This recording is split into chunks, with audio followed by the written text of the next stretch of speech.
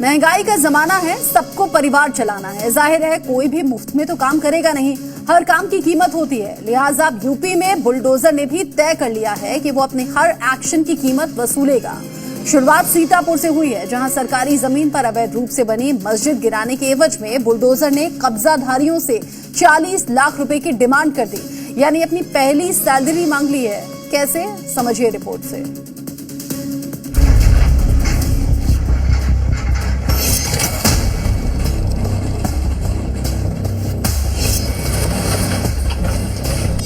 जिहाद की धरती नहीं बनने देंगे।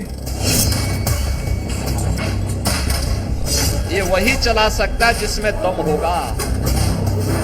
क्योंकि वो 20 घंटे कार्रवाई लगभग चली, उस कार्रवाई में जो भी खर्च आया उसका आकलन करके इनको नोटिस दी गई है।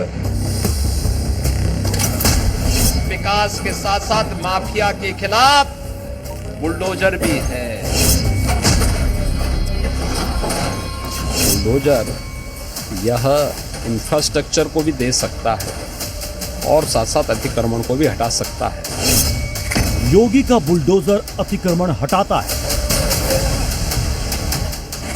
योगी का बुलडोजर अवैध कब्जे को मिटाता है। योगी का बुलडोजर इंफ्रास्ट्रक्चर खड़ा करता है। योगी का बुलडोजर अयोध्या में राम मंदिर बना चुका है। योगी का बुलडोजर दाल मंडी में काशी विश्वनाथ मंदिर के लिए सुगम रास्ता बना रहा है। अब योगी के इसी शहंशाह की प्रोफाइल में एक बैच और जुड़ गया, वो है सरकारी खजाना भरने का। यूपी के सीतापुर में योगी प्रशासन के पीले पंजे ने नॉनस्टॉप 20 घंटे काम किया था। उसी का इनाम 1500 किलो के इस पहलवान को 40 लाख रुपए की पहली सैलरी के रूप में मिलने वाला। बुलडोजर ने सीतापुर के लहरपुर तहसील के नया गांव बेहटी में अवैध तरीके से बनाई गई मस्जिद को मलबा कर दिया था। उसका गेट उखाड़ डाला था। हेडलाइट जलाकर बुलडोजर अवैध मस्जिद के पास पहुंचे थे। सुबह होते होते मस्जिद के सारे पुर्जे खोल दिए गए थे। अब वहां मस्जिद का हरा रंग मिट्टी में दबा नजर आ रहा है और इसी के साथ इस मस्जिद के मुतवल्ली के चेहरे का रंग सफेद पड़ गया, क्योंकि योगी के बुलडोजर का मेहनताना देना है। प्रशासन ने मुतवल्ली को नोटिस थमा दिया। नोटिस पर लिखा है, इस अवैध मस्जिद को ध्वस्त करने में जो खर्च आया है उसे 30 दिन के अंदर भरना होगा।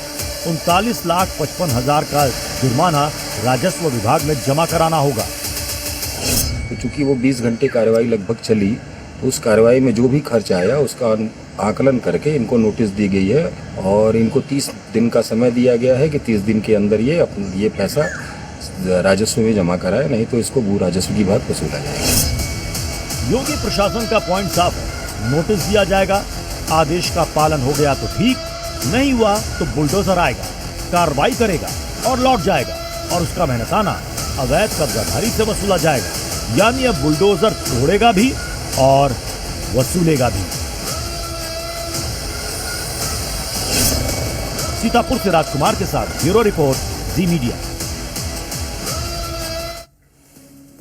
असम के चुनावी रण में योगी के आक्रामक तेवरों ने सियासी पारा चढ़ा दिया। घुसपैठ, डेमोग्राफी और सांस्कृतिक पहचान जैसे मुद्दों को लेकर बीजेपी ने बड़ा नैरेटिव सेट करने की कोशिश की है। अब देखना यह होगा कि बीजेपी की रणनीति चुनावी नतीजों में कितना असर दिखाती है। जय श्री राम। एक कांग्रेस हो या यूडीएफ, इन लोगों को जब भी अवसर मिला है, इन्होंने भारत और भारतीयता को ही अपमान किया है। असम की धरती पर चुनावी बिगुल बज चुका है और इसी रण में एंट्री हुई उत्तर प्रदेश के मुख्यमंत्री योगी आदित्यनाथ। असम के चुनावी रण में जब योगी उतरे तो बारपेटा और बरछला की धरती पर वही आक्रामक तेवर, वही सियासी धार जिसके लिए वो जाने जाते हैं।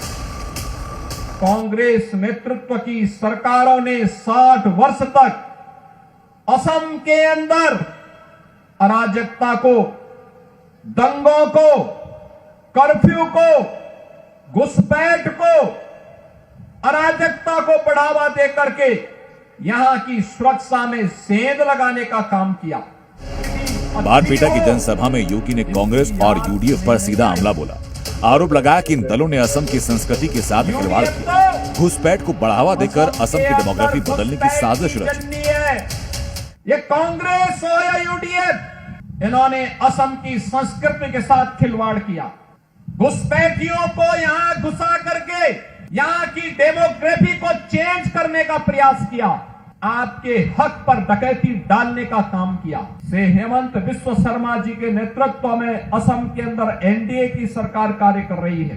एक एक घुसपैठी को चिन्हित करके यहां से बाहर कराने की व्यवस्था भी हो रही है। जनजातीय समुदाय के योगी ने मंच से साफ संदेश दिया कि हेमंत बिस्व शर्मा के नेतृत्व में एनडीए सरकार असम में घुसपैठियों के खिलाफ सख्त कार्रवाई कर रही है।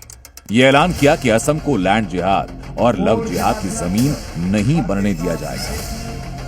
ये एनडीए का संकल्प है कि असम की धरती को लव जिहाद और लैंड जिहाद की धरती नहीं बनने देंगे। असम की धरती में घुसपैठ नहीं होने देंगे। असम की डेमोग्राफी को बदलने की कांग्रेस और यूडीएफ की साजिश को सफल नहीं होने देंगे। योगी ने असम की सांस्कृतिक पहचान को चुनावी मुद्दा बनाया। कहा कि धरती सिर्फ पूर्वोत्तर का प्रवेश द्वार नहीं बल्कि आस्था और आध्यात्म की भूमि है। इसके साथ ही योगी ने यूपी मॉडल को मंच से पेश किया। अब वहां दंगा नहीं है, वहां कर्फ्यू नहीं है, वहां सड़कों पे कोई नमाज नहीं पढ़ सकता। वहां पर अब किसी भी धर्मस्थल से चिल्लाने की आवाज नहीं आती है। अगर किसी ने दंगा करने का दुस्साहस किया तो उसकी प्रॉपर्टी को जब्त करके वहां के गरीबों में, दलितों में, जनजातीय समुदाय के लोगों में बांट दी जाती है। योगी आदित्यनाथ के इस बयान को अगर आप असम की राजनीति से जोड़कर देखें तो तस्वीर और भी दिलचस्प हो जाती है।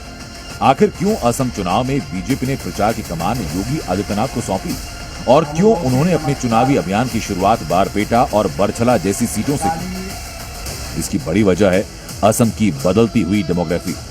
बारपेटा जहां मुस्लिम आबादी करीब 70% से ज्यादा हो चुकी है, जबकि हिंदू आबादी 29% के आसपास। एक वक्त था जब बारपेटा को मंदिरों के शहर के तौर पर जाना जाता था, लेकिन अब यहाँ की जनसंख्या का संतुलन पूरी तरह से बदल चुका है और बरछला में भी मुस्लिम आबादी तेजी से बढ़ रही है और आंकड़ा करीब 30% तक पहुंच चुका है।